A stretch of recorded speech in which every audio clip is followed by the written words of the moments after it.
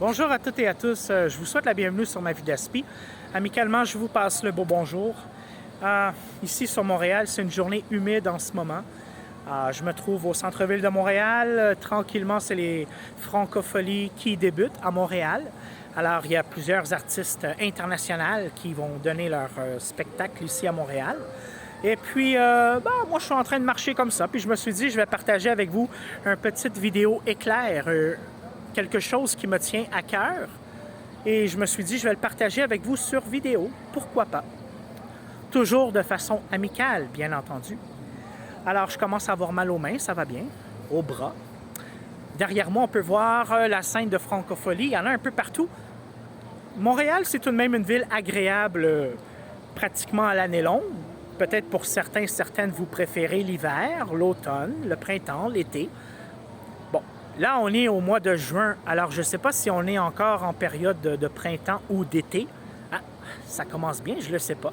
C'est pas grave, c'est pas grave, c'est un détail. On ne peut pas tout savoir, hein? Neurotypique ou même parfois personne autiste, on a des questionnements et parfois on n'a pas toujours réponse à tout. Les amis, dernièrement, je me suis fait encore dire par des étrangers, tu n'as pas l'air d'une personne autiste, tu n'as pas l'air autiste. Ben, premièrement, j'aimerais simplement dire de vive voix, la majorité des personnes qui regardez parfois mes vidéos, vous êtes une personne tout de même diagnostiquée autiste. Il y a parfois aussi des parents qui regardent les vidéos. Les parents, je présume que vous avez un membre de votre famille ou peut-être des amis qui ont reçu un diagnostic d'autiste. Il y a des diagnostics autistes qui se font émettre pour certaines personnes ayant une déficience intellectuelle. Parfois, on peut avoir un diagnostic d'autiste avec une difficulté du langage. Parfois, il peut y avoir un retard de langage. Et la personne autiste va tranquillement dire ses premiers mots, ses premières phrases vers l'âge de 8-9 ans. C'est vaste l'autisme. Ça se vit à des rythmes différents, mais généralement à l'adolescence. Bien là, je m'aperçois qu'il y a beaucoup de diagnostics au niveau des enfants de 2, 3, 4 ans. Alors moi, étant une personne autiste de 40 ans, j'ai reçu mon diagnostic en 2010. Alors je devais avoir à peu près 27 ans. Moi, je suis curieux de savoir comment les parents, les éducateurs dans les écoles primaires peuvent tranquillement déceler un TSA chez les enfants. Alors, je trouve ça tout de même... L'enfant qui reçoit un diagnostic va être pris en charge plus rapidement qu'une personne, par exemple, comme moi, qui a reçu un diagnostic à 27 ans. Alors, je présume que pour les enfants, bien, c'est un soulagement aussi pour les parents. Parfois, c'est pas toujours difficile à accepter, je présume, mais dites-vous peut-être d'une façon positive que votre enfant ayant un TSA qui a reçu son diagnostic va être pris en charge, peut-être au niveau de l'école, où il va y avoir de l'aide avec un travailleur, une travailleuse spécialisée dans le domaine de l'autisme qui va aider votre enfant aussi à développer son parcours de vie, puis ses habilités sociales, et ainsi de suite.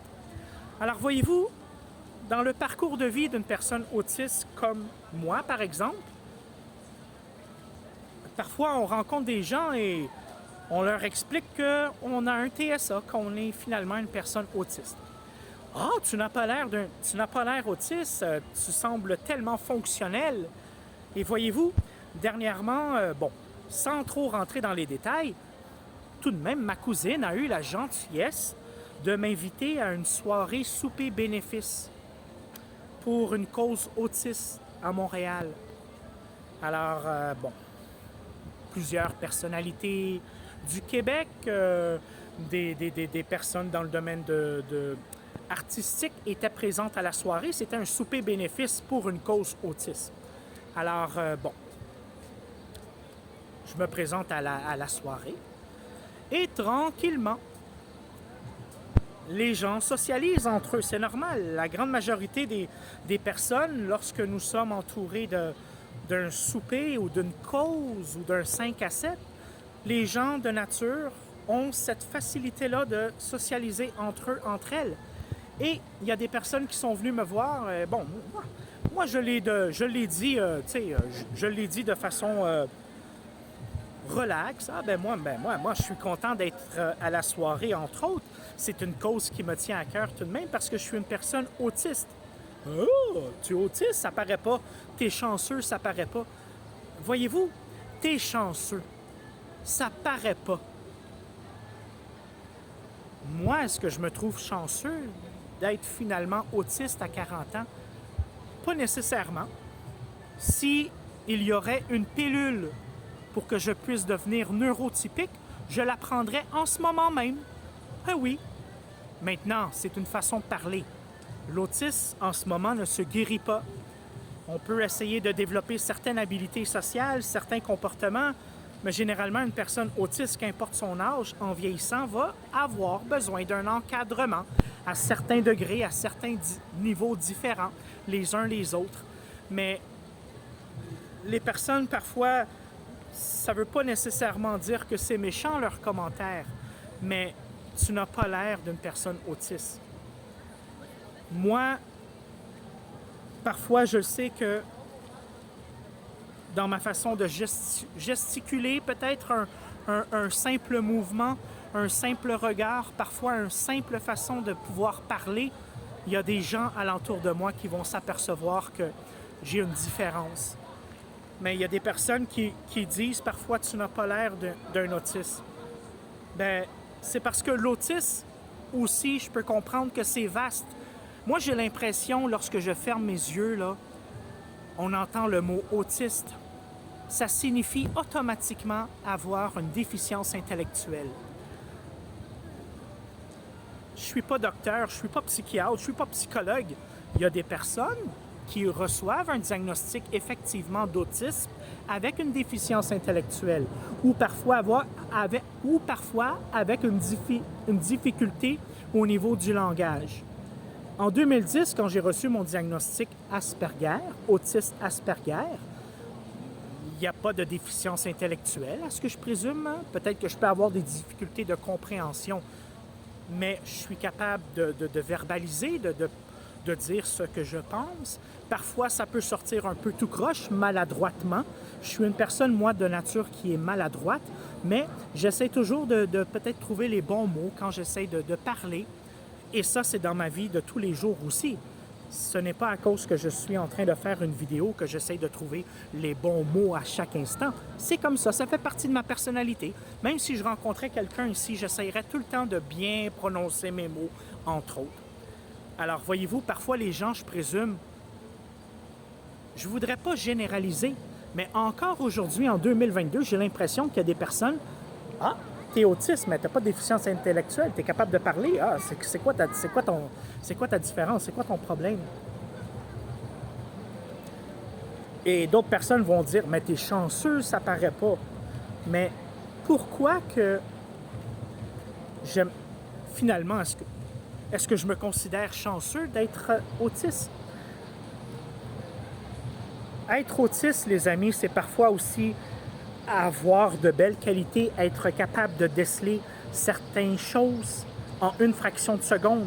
On est capable peut-être d'observer quelque chose en une fraction de seconde qu'une autre personne n'aura pas cette facilité-là peut-être de déceler. Le parcours de vie d'une personne autiste, parfois, peut faire de belles réalisations. On peut comprendre certaines choses très, très vite ou avoir une facilité dans un domaine quelconque. Et parfois, ce domaine-là peut devenir notre travail, notre gagne-pain. Mais aussi, l'envers de la médaille, je ne voudrais pas mentionner le côté obscur de l'autisme, mais l'autisme a des difficultés généralement au quotidien. Étant moi autiste, j'ai des difficultés au quotidien aussi à comprendre certaines choses, si, ça, vous voyez ce que je veux dire? Alors moi, c'est une réflexion éclair. Voyez-vous, je suis en train de tourner en rond parce que ça me fâche un petit peu. En voulant dire, les gens, parfois les inconnus, sujet de conversation arrive, on le mentionne de façon amicale. Ben oui, moi je suis une personne autiste avec un TSA. Et puis, il y a des personnes qui vont dire « Mais non, tu n'étais pas autiste, tu n'as pas de l'air ça, tu es tellement fonctionnel. » Je leur en veux pas à ces personnes-là. Mais pour les gens, pour les parents, pour les personnes autistes qui vivent au quotidien, je présume que si tu es une personne autiste qui regarde la vidéo, tu dois comprendre un petit peu ce que j'essaie d'expliquer quand je dis on a des difficultés au quotidien à comprendre certaines choses. Peut-être qu'on a des difficultés à remplir certains documents parce qu'il y a des questions qu'on ne comprend pas, ou parfois faire un téléphone important, on a de la difficulté à bien s'exprimer, puis parfois s'il y a un moment, de silence, parfois l'autre personne au téléphone peut penser qu'on n'a pas bien compris ou qu'on peut être en train de mentir. Vous savez, parfois, l'interaction sociale avec une personne neurotypique, il peut y avoir des moments de silence parce que j'analyse la question avant de répondre, parce que la question, oups, je dois penser. Comme une question, par exemple, en quelle année j'ai reçu mon diagnostic? Parfois, je suis mélangé. Est-ce que c'est en 2007 ou en 2010?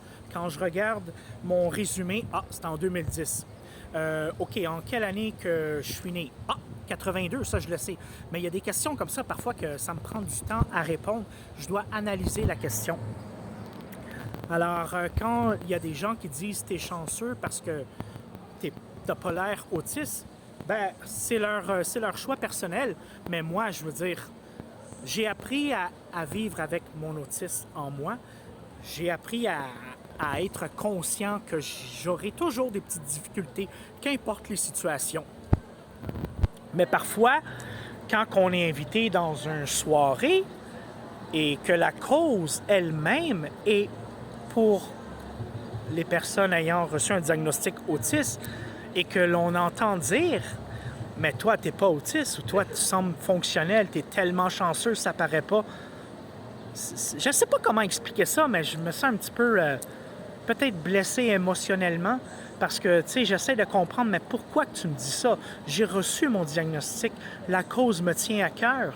J'ai été diagnostiqué autiste Asperger. Le terme Asperger, ça fait partie de la famille autiste. C'est juste qu'aujourd'hui, on va mentionner le terme TSA, je crois. On a un diagnostic d'autisme avec un TSA. Et le TSA fait en sorte que c'est là notre différence. Mais pour monsieur, madame, tout le monde, au grand public, que ce soit à travers Montréal, le Québec, l'international, il y a des gens, selon moi, qui vont continuellement associer autisme avec déficience intellectuelle. Ben, je leur en veux pas à ces personnes-là, parce que je présume que cette grande majorité de gens-là, c'est des personnes neurotypiques qui n'ont pas peut-être dans leur famille proche une personne autiste. Alors, c'est peut-être normal parfois que l'on puisse associer autisme à déficience intellectuelle, mais il ne faudrait tellement pas généraliser, parce qu'il y a beaucoup d'enfants aussi à 2-3 ans qui reçoivent un diagnostic autiste avec un TSA. Ces enfants-là n'ont pas de déficience intellectuelle, n'ont pas de difficulté à verbaliser avec la difficulté du langage, mais ils vont avoir d'autres difficultés. C'est de là leur différence. Et c'est la même chose aussi pour moi, sauf que moi, j'ai été diagnostiqué à 27 ans en 2010. Alors, quand j'étais enfant, malheureusement, j'aurais aimé ça avoir eu mon diagnostic, mais peut-être qu'à l'époque, c'était un petit peu plus difficile à déceler ou à comprendre, ou je le sais pas.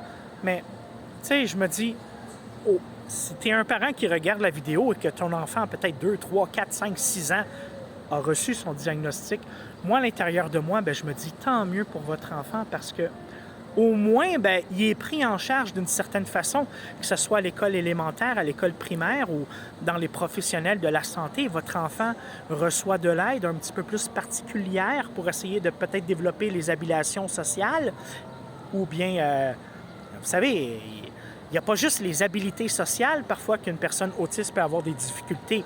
C'est grand, puis je pourrais même pas toutes les mentionner parce que je ne sais pas, mais je sais que telle situation, parfois, ça devient une difficulté pour moi. Et ça, je voulais simplement le partager comme ça sur vidéo. Moi, ça me fait plaisir de partager la vidéo. Peut-être que vous pouvez ne pas être en accord avec moi. C'est votre droit, c'est votre choix. Je veux dire, moi, c'est ce que je pense en tant qu'autiste Asperger. Puis, je trouve que c'est bien de pouvoir assister comme ça à une soirée bénéfice pour la cause autiste. j'étais content d'être à cette soirée-là. Et c'est tout de même la gentillesse de ma cousine, a priori, qui m'a demandé si je voulais venir. Alors, j'ai vu un petit peu comment ça se passe, un souper bénéfice, et j'ai vu peut-être 80% des personnes les plus influentes au Québec qui étaient à cette soirée-là. Et il y avait des personnes publiques, mais parfois, on rencontre d'autres personnes aussi dans ces soirées-là. Et moi, voyez-vous, moi, inconsciemment, peut-être que c'est une chose que j'aurais dû pas dire, mais moi, je suis dans la soirée, puis je parle avec un tel, puis moi, je leur dis, écoutez, moi aussi, je suis autiste, j'ai un TSA. Ah oui, mais non, t'es chanceux, ça paraît pas, tu l'es pas, t'es fonctionnel. Moi, j'ai juste voulu partager avec vous un petit peu ce que je pensais par rapport à ça.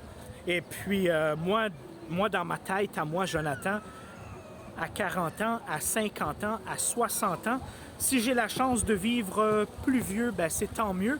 Mais je sais à l'intérieur de moi que je vais toujours avoir le cœur d'une personne autiste et je vais toujours avoir des petites difficultés de compréhension et des difficultés à socialiser avec les gens de règle générale ou à comprendre certaines situations. C'est vaste, les amis, l'autisme, et c'est difficile à... Même pour moi, c'est difficile à verbaliser tout ce que je peux vivre dans une journée avec les difficultés que je peux avoir à comprendre certaines choses.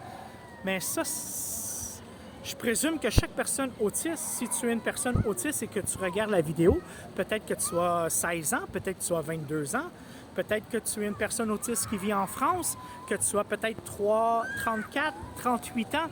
Je suis convaincu que tu comprends un petit peu ce que j'essaie d'expliquer.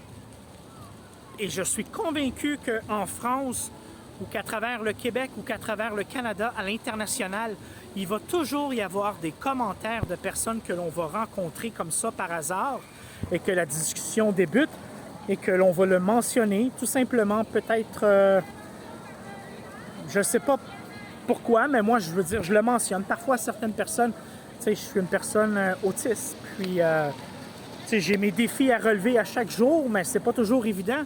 Mais je suis convaincu qu'il y a tout le temps du monde qui vont dire « Ben non, t'as pas de l'air autiste ou t'es fonctionnel, patati, patata. » Vous voyez, les amis? Alors sur ça, moi, ça m'a fait plaisir de faire la petite réflexion éclair. Et là, tranquillement, je reçois des gouttelettes d'eau. Hein? Il commence à pleuvoir. Mais je crois que ça va être passager parce qu'il annonce quand même pas de pluie toute la journée. C'est passager. Alors, ça m'a fait plaisir. Portez-vous bien, tout le monde. Puis, lâchez pas. Hein? Si tu es un parent qui regarde la vidéo, je vous envoie que du positif. Je vous envoie que de ondes positives pour vous, pour votre enfant qui a reçu un diagnostic avec un TSA d'autisme. Si tu es une personne autiste comme moi, bien, je te salue. J'espère que tu vas passer une belle soirée ou un bon début de journée, tout dépendant où tu vis sur la planète. Et je suis pratiquement sûr que ce que je viens d'essayer d'expliquer, peut-être que tu t'es ressenti en moi dans ma façon de parler. Puis c'est tellement pas évident aussi de faire des vidéos éclairs comme ça. Mais voyez-vous, parfois, il y a des sujets, il y a des mots qui reviennent à répétition. Et parfois, on a la chance de faire des rencontres et on le mentionne. Et, ben non, t'as pas de l'air autiste. Ouais, tu sembles tellement fonctionnel. Ben non. Puis c'est là aussi, pour une personne autiste, que parfois on a besoin de s'expliquer ou on a besoin de... Il y a un terme à ça. On a besoin de... Merde, j'ai pas le mot avec moi. On a besoin de se justifier. Hein? Si la personne me dit « Mais toi, t'as pas de l'air autiste. » Je vais prendre le temps et je vais essayer de me justifier, de l'expliquer pourquoi que j'ai reçu un diagnostic de TSA. Avoir un diagnostic de TSA, ça se fait pas du jour au lendemain. Moi, je me rappelle, quand j'étais à l'école primaire, j'avais mes difficultés au quotidien aussi. Je le voyais bien que j'étais différent. À l'adolescence aussi, à la vie d'adulte aussi. Et je suis quand même fier de moi parce que j'ai fait toutes les démarches personnellement pour aller chercher mon diagnostic. Parce qu'à l'époque, ma famille ne pensait pas que j'étais autiste ou peut-être mon entourage à l'époque d'amis, à l'adolescence. Hein, on est tous des adolescents, des adolescentes. Et parfois, ben, là, je remonte dans les années peut-être 90, début 2000. Peut-être que le domaine de l'autisme, le terme, n'était pas aussi populaire qu'aujourd'hui. Mais en 90, dans les années 80, il y a toujours eu des diagnostics tout de même d'autisme. Mais c'est juste que peut-être qu'à l'époque, c'était un petit peu moins... on en parlait moins. Alors moi, je suis quand même fier de moi à 40 ans que j'ai reçu mon diagnostic d'autisme Asperger. Et j'ai fait tous les efforts pour. Ça a été long. J'avais des listes d'attente. Puis c'est beaucoup de... c'est long, ça, parfois, avoir un diagnostic. Ça se fait pas parfois du jour au lendemain. Parfois, on va rencontrer tel spécialiste, un autre spécialiste. Parfois, on est sur une liste d'attente.